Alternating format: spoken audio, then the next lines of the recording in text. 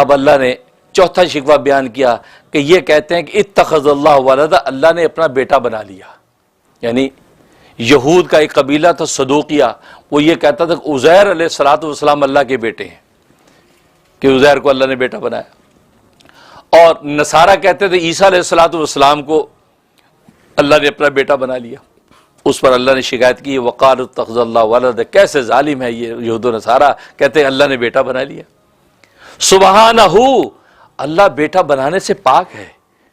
بیٹا جس مقاصد کے لیے بنایا جاتا ہے، باپ جن مقصد کے لیے بیٹے کا محتاج ہوتا ہے، اللہ ان چیزوں سے بلند ہے. اللہ کو وہ احتیاج ہے ہی نہیں تو بیٹا بنائے گا کیوں؟ اس لیے سبحانہ، وہ پاک ہے. سبحان، اللہ نے یہاں اپنی تنزیہ صفت ذکر فرمائی، تنزیہی، کیونکہ اللہ تبارک و تعالیٰ کی صفات دو طرح کی ہیں، ایک صفات سلبیہ، ایک صفات ثبوتیہ. یعنی سلبیہ کا مطلب کہ جس میں سے کوئی چیز سلب کی جائے، یعنی کسی چیز کی نفی کی جائے. یعنی اللہ تبارک و تعالیٰ جو ہے کہ یہ تنزیہ بیان کرنا کہ اللہ میں کوئی عیب نہیں ہے، اللہ میں کوئی نقص نہیں ہے، اللہ میں کوئی جو ہے کمزوری نہیں ہے، یہ اللہ کو تمام طرح کی کمزوریوں سے پاک قرار دینا، یہ صفات سلبیہ ہیں. اللہ کو نقص سے آپ پاک کر رہے ہیں.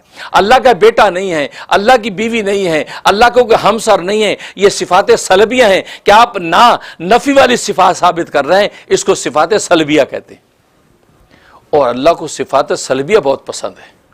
اس لیے سبحان اللہ اگر کوئی شخص کہہ دے، 10 مرتبہ سچے دل سے کہہ دے، حدیث میں آتا ہے کہ اللہ تبارک و تعالی اس کے سارے گناہوں کو معاف کر دیتے ہیں، بھلے وہ سمندر کی جھاگ کے برابر ہو. کیونکہ سبحان اللہ میں آپ نے اللہ تبارک و تعالیٰ کی تنزیہ کی ہے. اللہ کو ہر طرح کی کمزوری سے آپ نے پاک کر دیا، ہر طرح کی شرک کی آپ نے نفی کر دی، اور اللہ کو یہ نفی کرنا بڑا پسند ہے. اس لیے یہاں پر بھی یہ صفت ذکر کی سبحانہ، اللہ تعالیٰ یہ بیٹا بنانے سے پاک ہے، اس کا کوئی بیٹا نہیں ہے. کیونکہ بیٹا ہونے کے لیے بیوی چاہیے، اور میں اس کی کوئی بیوی بھی نہیں ہے. قل هو اللہ احد اللہ الصمد لم یلد ولم یولد ولم یکن لہ کفوا احد. وہ نہ کسی کا باپ ہے، نہ کسی کا بیٹا ہے، اور نہ اس کا کوئی ہمسر ہے. اس کی بیوی نہیں ہے تو بیٹا کہاں سے ہوگا؟ لہذا یہ کہنا کہ جناب یہ بیٹا بنا لیا. دوسری صفات ثبوتیہ کہ جس میں کسی وصف کو اللہ کی ذات کے لیے آپ ثابت کرتے ہیں. اور صفات ثبوتیہ کی 2 قسمیں ہیں، ایک ہے اضافیہ، ایک ہے غیر اضافیہ. اضافیہ کا مطلب یہ ہے کہ یہ وہ صفات ہیں کہ جن کے تعلق یا تعقل کے لیے کسی دوسری چیز کی ضرورت پیش آئے. مثلا قادر، اللہ قادر ہے. اب اللہ قادر ہے جب ہم کہتے ہیں، اس کا مطلب کوئی چیز ہو مقدور جس کے اوپر قادر ہو، تو قادر ہونے کے لیے مقدور چاہیے. تو گویا کہ اس صفت کے اظہار کے لیے، ثبوت کے لیے ایک دوسری چیز چاہیے جس کے اوپر اس کی قدرت ظاہر ہو. اللہ عالم ہے. اب عالم ہونے کے لیے معلوم چاہیے. جو چیز ہے جو معلوم آپ کو ہو تو اللہ وہ معلوم کو حاصل کر تو عالم. تو عالم جو کہ عالم کے تعلق اور تعقل جو ہے کسی دوسری چیز کے ساتھ ہے، یعنی معلوم ہونا چاہیے. اللہ سمیع ہے، سنتا ہے، تو سننے کے لیے مسموع چاہیے. کیا سنا بھائی؟ سننے کے لیے مسموع چاہیے. تو گویا کہ یہ سمیع کی صفت ظاہر اس وقت ہوگی، ثابت ہوگی جب دوسرا مسموع موجود ہوگا. اللہ بصیر ہے، دیکھتا ہے، تو مبصرات سامنے ہونے چاہیے جس کو دیکھے. اللہ ناظر ہے، دیکھنے والا ہے، نظر سے دیکھتا ہے، تو منظور سامنے ہونا چاہیے. تو یہ ہے. تو گویا کہ وہ صفت ثابت ہوتی کسی دوسرے کے تعلق اور تعقل کی وجہ سے. اس کو کہتے ہیں صفات ثبوتیہ اضافیہ. دوسری صفات ثبوتیہ غیر اضافیہ ہیں.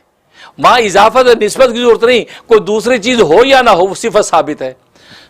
جیسے اللہ حیٌ، اللہ زندہ ہے.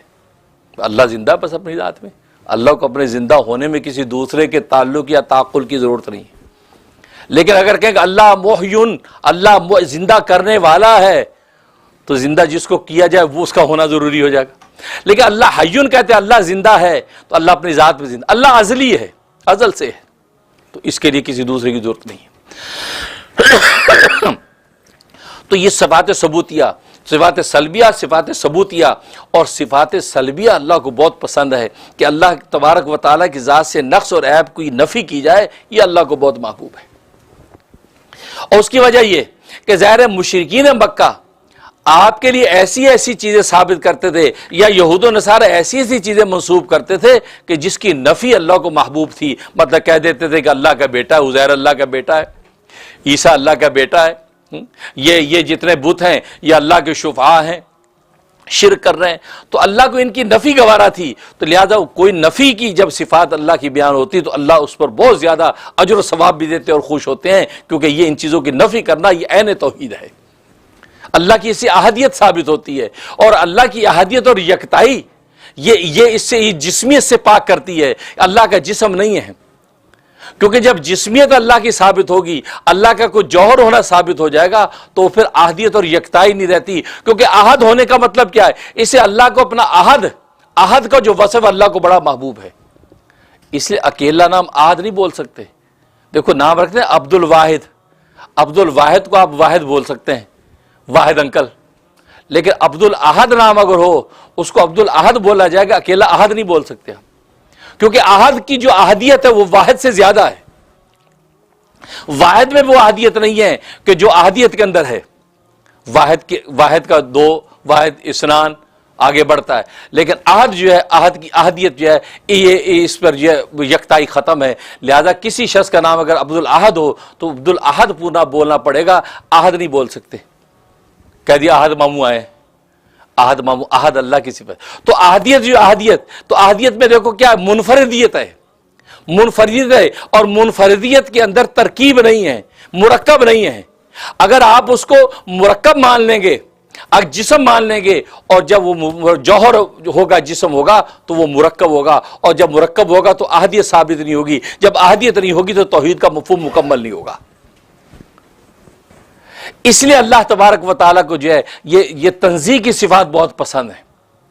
چاچی اس لیے تو حدیث میں آتا ہے کہ جب کوئی صدق دل سے ایک مرتبہ سبحان اللہ کہتا ہے تو جنت کے اندر ایک درخت قائم کر دیا جاتا ہے اس کے سبحان اللہ پر، جس کا سایہ اتنا طویل ترین ہے کہ 500 سال تک عربی نسل گھوڑا دوڑتا رہے تو اس کا سایہ ختم نہیں ہوتا.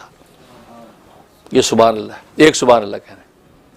اس لیے اللہ تبارک و تعالیٰ کو یہ نفی پسند. اس لیے کہا کہ وقالوا اتخذ اللہ ولدا، کہ یہ کہتے ہیں کہ اللہ نے بیٹا بنا لیا. سبحانہ، اللہ تبارک و تعالیٰ جو ہے اس سے پاک ہے، بالاتر ہے.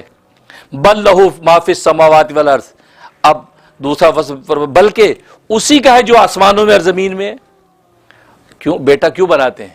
بیٹا اس لیے بناتے ہیں کہ بھائی کہ میرے بعد میرا جو کچھ ہے اس کا وارث ہو، ہے، یا یہ کہ میں اگر بوڑھا ہو جاؤں کوئی دوسرا چھین کے نہ لے جائے، یہ جوان بیٹا میرا سہارا بنے. یہی مقصد ہے. اللہ نے کہا کیا بل لہو، وہی اللہ ہی ہے صرف، کہ آسمان و زمین کے خزانوں کا مالک وہی ہے، تو بیٹے کی ضرورت کیا اس کو؟ جس کو تم میرا بیٹا بنا رہے ہو وہ آسمان و زمین میں ہے یا آسمان و زمین سے باہر ہے؟ آسمان و زمین میں ہے نا. اس لیے کہا آسمان و زمین میں جو کچھ ہے وہ سب اللہ کا مملوک ہے. تو عزیر آسمان و زمین میں ہے نا، عیسیٰ آسمان و زمین میں ہے نا، وہ تو اللہ کا مملوک ہو گیا. اور جو مملوک ہوا وہ بیٹا کیسے بن سکتا ہے؟ جو آپ کی مملوک چیز ہو وہ بیٹا کیسے بن سکتا ہے؟ اور جو بیٹا وہ مملوک کیسے ہو سکتا ہے؟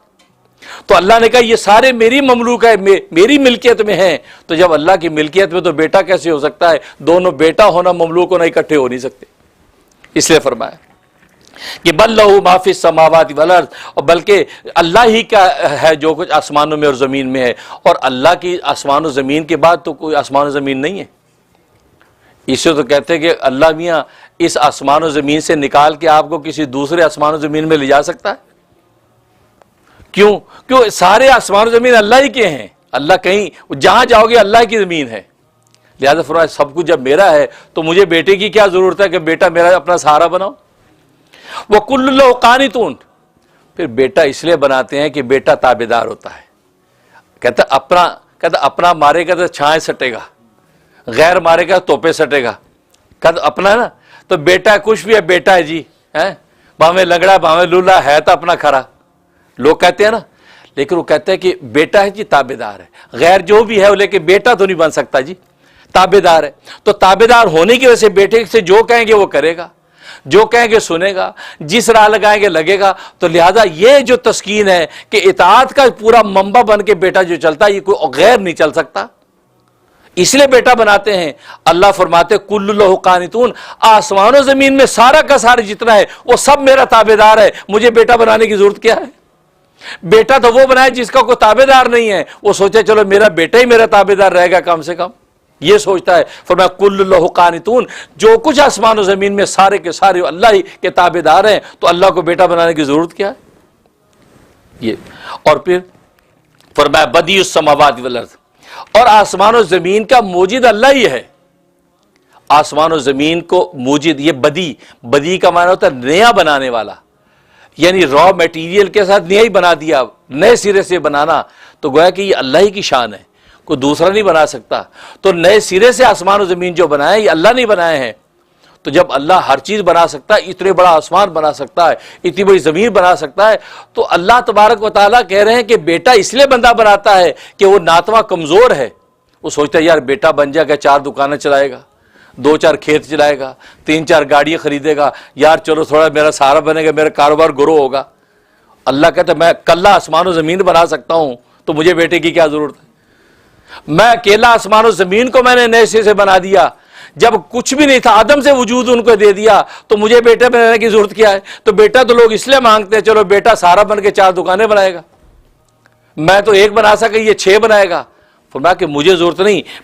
بدیع السماوات والارض، اللہ فرماتے ہیں میں تو کیا ہوں؟ میں تو آسمان و زمین کا موجد ہوں، نئے سرے سے عدم سے وجود ان کو بخش دیا ہے، تو مجھے بیٹا بنانے کی ضرورت کیا ہے؟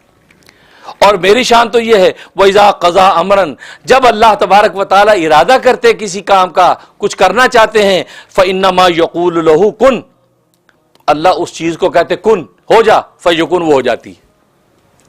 اللہ بس یہ کہتے ہو جا، وہ ہو جاتی ہے. تو بس جب اللہ کی شان یہ ہے تو اللہ کو بیٹا بنانے کی کیا ضرورت ہے؟ بیٹا تو وہ بنائے جو ناتواں کمزور ہے، جو دنیا میں اپنا ایک سہارا چاہتا ہے، وہ آگے کچھ کام اس لیے کہ کچھ بیٹا آگے اس کی پیروی میں کرے گا. لیکن اللہ فرماتے میری شان تو کن فیکون ہے، کن ہو جا وہ ہو جاتی ہے.